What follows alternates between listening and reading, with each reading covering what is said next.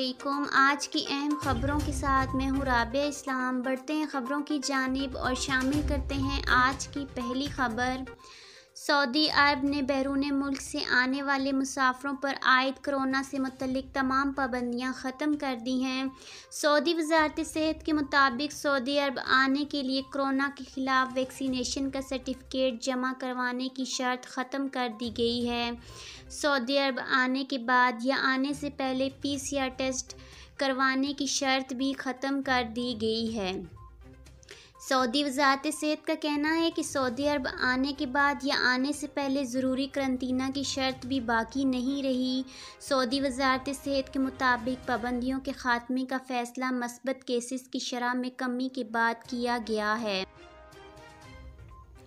پاکستان میں تقریباً 2 سال بعد پہلا روز ہے جس میں عالمی وبا کورونا سے کوئی ہلاکت کی رپورٹ نہیں ہوئی۔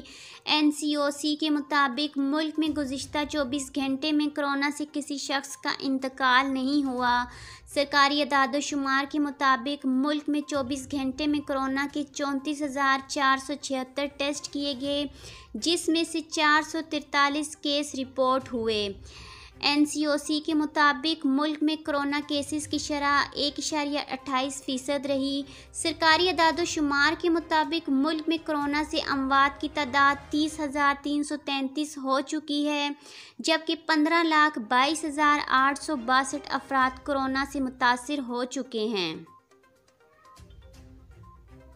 ایک اور خبر شامل کرتے ہیں۔ سعودی وزارت حج اور عمرہ نے غیر ویکسین شدہ افراد کو مسجد الحرام میں عمرہ اور نماز کی ادائیگی کی اجازت دے دی ہے۔ عرب میڈیا کے مطابق سعودی وزارت حج اور عمرہ نے اس حوالے سے ایک پیغام جاری کیا ہے۔ سعودی وزارت حج اور عمرہ کی جانب سے جاری بیان کے مطابق صرف ان غیر ویکسین یافتہ افراد کو عمرہ اور زیارت کی اجازت ہوگی جو اب تک کورونا وائرس کا شکار نہیں ہوئے، اور غیر ویکسین شدہ افراد کو صرف اس شرط پر اجازت نامہ جاری کیا جائے گا کہ انہوں نے کورونا کے شکار کسی مریض سے میل جول نہ کیا ہو۔ وزارت حج اور عمرہ کا کہنا ہے کہ ملک میں کورونا وبا کی صورتحال مستحکم ہے جس کے باعث اب ویکسین نہ لگوانے والے افراد کو عمرہ کرنے اور مسجد الحرام میں نماز پڑھنے کی اجازت دے دی گئی ہے۔ آج کے خبرنامے میں بس اتنا ہی۔ مجھے دیجیے اجازت۔ اللہ حافظ۔